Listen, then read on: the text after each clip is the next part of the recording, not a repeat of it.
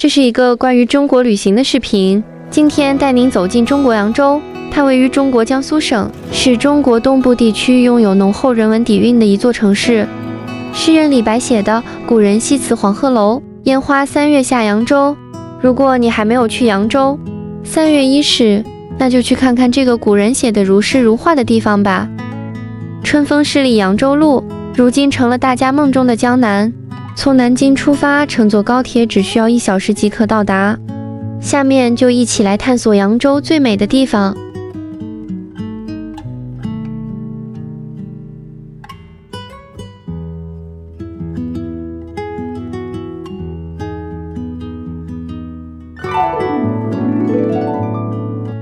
1. 瘦西湖，位于邗江区。瘦西湖原名叫宝障湖，这里的水源来自于京杭大运河。瘦西湖是扬州的名片景点，它是历经隋、唐、宋、元、明、清等不同时代的修筑而形成现在的格局。武亭桥是瘦西湖的精髓，始建于清朝乾隆22年，也就是1757年。由两淮巡盐御史高恒和扬州盐商为迎接乾隆南巡而建。桥上修建的5座风亭，既有北方的雄浑，又有江南的柔美。瘦西湖是由狭长的水网组成，总面积约168公顷，水道狭长，景色秀丽，与杭州西湖相比，不似西湖般雍容浩荡，却自有玲珑窈窕的风姿，因此而取名瘦西湖。徐园、小金山、白塔、24桥。从进入瘦西湖后，舟行湖上，两岸垂柳依依，亭台隐现，眼前看到的每一个景色，在它的背后或者都有着一段赞美之词。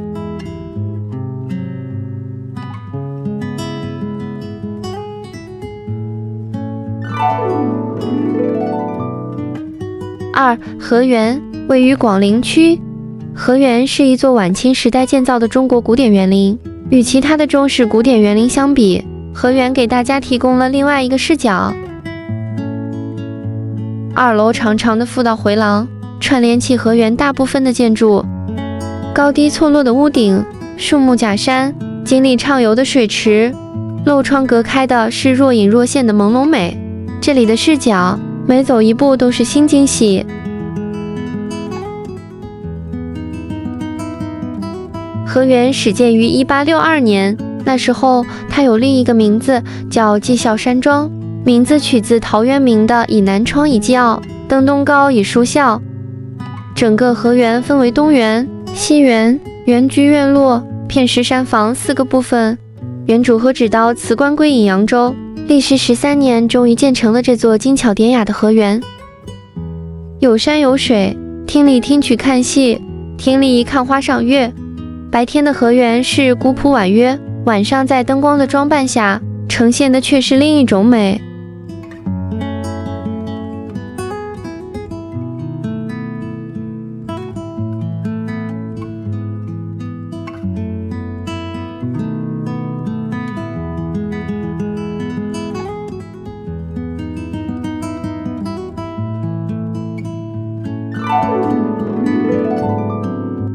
3. 东关街，位于广陵区。这里是扬州的老城区，东关街全长1122米，东边直达古运河。在商贸繁荣的江南地区，这里修筑河道，漕运兴起，到了明代、清代已经发展成为盐商的聚居地。古朴的韵味与古壮的街巷、宅邸、商铺、会馆，它们鳞次栉比。走进这些商铺，您会发现它们保留着前店后宅的布局。热闹的街道，食物的香味飘在空气中，街口的城楼巍然矗立，门楣上挂着的老字号招牌，已有200多年历史的思美酱园的酱菜，就是清朝皇室的贡品。当这座城市的暮色渐浓，东关街也在古朴韵味里散发出那份浪漫气息。青瓦飞檐被暖黄的灯光点亮，一盏盏灯笼成了这些典雅建筑最美的装饰，整个街区都浸在了温柔的光晕里。窗棂后，舞者漫舞挥袖，琵琶轻弹，此刻真切感受着千年古城的人间烟火与诗意。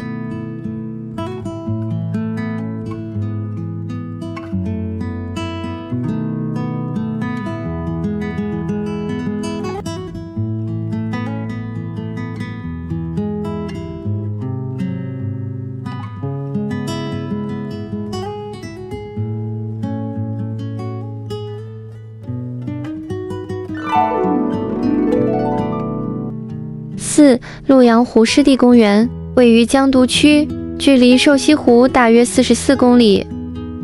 冬天的寒冷已经退去，这片以池杉、落羽杉、水杉等耐湿树种形成的千亩水上森林，正在重新被翠绿色覆盖。3月末4月初，水上森林的池杉刚刚抽出新芽，嫩绿嫩绿的，新绿初绽，四周都是满满的生机。绿茸茸的浮萍铺满水面，就像一层柔软的绒毯，把整个水面盖得严严实实。坐在小小的船上，轻轻的一划，就冲进了这片绿杨里。随着小船划过，浮萍裂开又慢慢的合拢，人在船里坐着，船在画里飘着，阳光从树缝里漏下来，一闪一闪的光斑洒在浮萍上，偶尔惊起正在栖息的白鹭，扑棱棱飞向天空，又落在远处的树梢。听风吹过树梢的声音，就这样看天空，看树，看水，看浮萍被小船推开又合拢，时间在这一刻也慢了下来。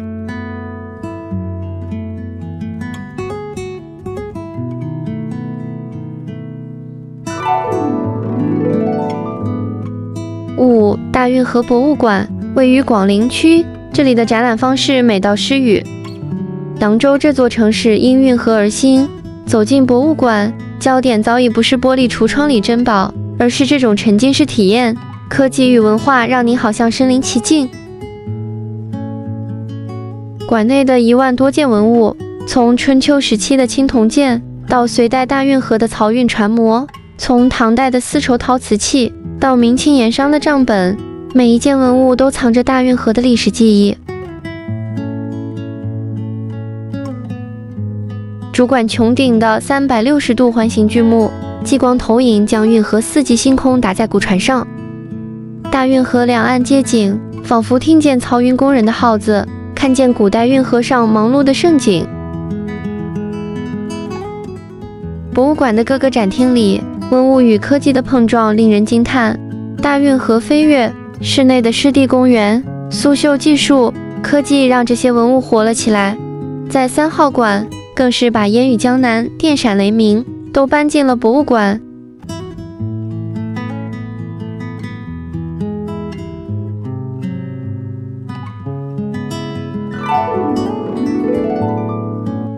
6彩仪街位于广陵区，从东关街西门出来便到达彩仪街，这里比东关街更加的静谧。它是一条藏在古城里的烟火老街，全长大约300米，是风景、人文和美食的结合，犹如老扬州最本真的模样。彩仪街顾名思义，就是因为旧时这里是制衣店、布料行、服装相关的店铺聚集而得名。到了清代，彩仪街达到了它最繁华的时期，那时街上商铺林立，客商云集，各色裁缝铺、服装店、绸缎铺开满了整条街。今日的彩仪街已华丽转身为大家最喜爱的美食街，从街头到小巷子里，一家家小铺子朴实无华，却藏着地道的扬州美食。软糯入口即化的烤猪蹄，汤鲜美味的虾子馄饨，现做现炸，香酥松脆的油炸，桂花糕、铁板烧，清甜爽口的茉莉花酸奶，就是这份最真实的生活味道，让大家在唇齿间读懂了扬州的烟火与温情。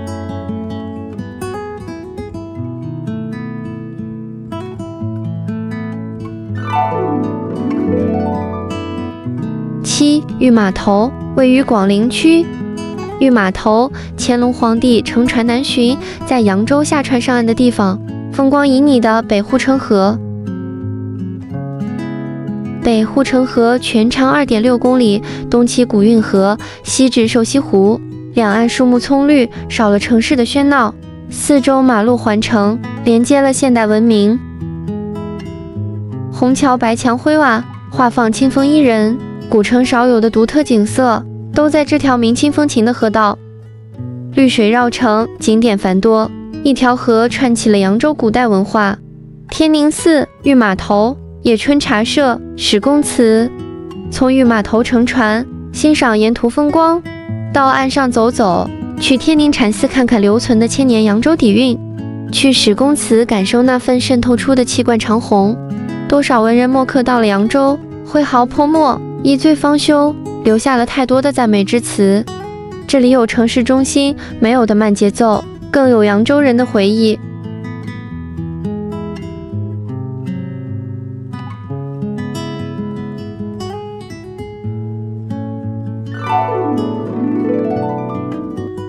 8. 大明寺与瘦西湖仅相隔一条马路，从瘦西湖的北门出来，只需要步行5分钟就可到达。古朴的殿宇，70米的麒麟塔耸立钟楼旁。大明寺曾经被称为扬州的第一名胜，康熙、乾隆曾经9次途经瘦西湖，目的就是为了来这里。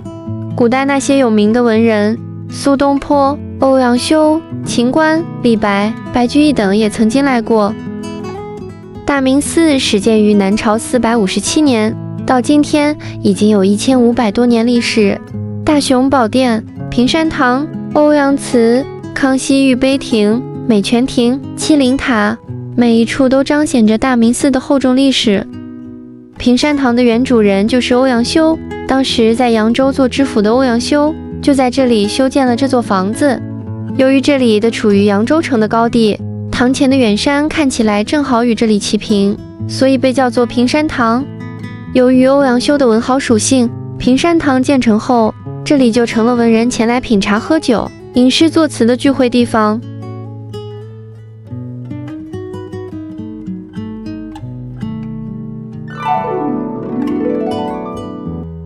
9. 扬州早茶和淮扬菜。古人西辞黄鹤楼，烟花3月下扬州。1000年前，李白仅以这一句诗就将扬州埋进了无数人的梦里。而真正让人对这座城市流连忘返的，不仅有亭台楼阁和烟雨江南，还有那一桌声名远扬的淮扬菜与温润从容的扬州早茶。清晨的扬州茶香四溢，富春、野春等百年老店里已经弥漫着浓浓的香味。颜值与口感并存的翡翠烧麦，讲究食材新鲜的3丁包，甜而不腻，口感软糯的千层油糕，再来一笼鲜美多汁的蟹黄汤包，用吸管轻轻的吮吸，滚烫鲜香的汤汁瞬间在舌尖绽放，悠闲的享用一顿早茶，这便是扬州人最惬意的慢生活。到了午餐和晚饭，当然就到了清雅至极的淮扬菜，一块普通的豆腐，在厨师的刀下化作千丝万缕的文丝豆腐，如发丝般在清汤中散开。看似家常的狮子头，经过手工的细切粗斩，慢火清炖后口感仍然清鲜。大煮干丝、软豆长鱼、清炒虾仁、八宝葫芦鸭，再来一份扬州炒饭。他们不靠重油重辣刺激味蕾，仅以咸甜适中、南北皆宜的温润口感，征服了无数食客。